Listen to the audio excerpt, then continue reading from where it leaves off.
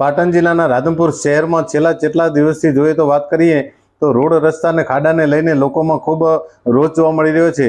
જ્યારે ખાસ કરી અને રાધનપુર હાઈવે રાજગઢી આ વિસ્તારોમાં નવીન રોડ જે બનાવવામાં આવ્યો હતો તાજેતરમાં, એ રોડની અંદર હલકી ગુણવત્તાને લઈને વિરોધ પક્ષે પણ અનેક ચાલુ સરકાર સામે હાલ આક્ષેપો પણ કર્યા છે, છતાં હાલ તંત્ર દ્વારા આ રોડ રસ્તાનું કોઈ કાર્ય સારું વ્યવસ્થિત કરવામાં નથી આવ્યો। અને આજે જે ખાસ કરીને વાત કરી તો આજે રાત્રે એક રિક્ષા જતી હતી અને રિક્ષા ખાડાના કારણથી પડી હતી। તેમાં જે રિક્ષા ચાલક છે તેને પણ વાગ્યો હતો અને અંદર ભરેલો માલ પણ વેરવિખેર થયો હતો અને મોટા પાયે નુકસાન થયું હતું। જો કે આ રાધનપુર નગરપાલિકાની જ્યારથી નવીન બોડી બની છે ત્યારથી લઈને આ રોડ રસ્તા અને ખાડામાં હાલ લોકો પરેશાન થઈ રહ્યા છે। ત્યારે તંત્રને હાલ લોકો આક્ષેપ કરી રહ્યા છે કે આ તંત્ર ક્યારે જાગશે અને ક્યારે રાધનપુર સારું નગરી થશે।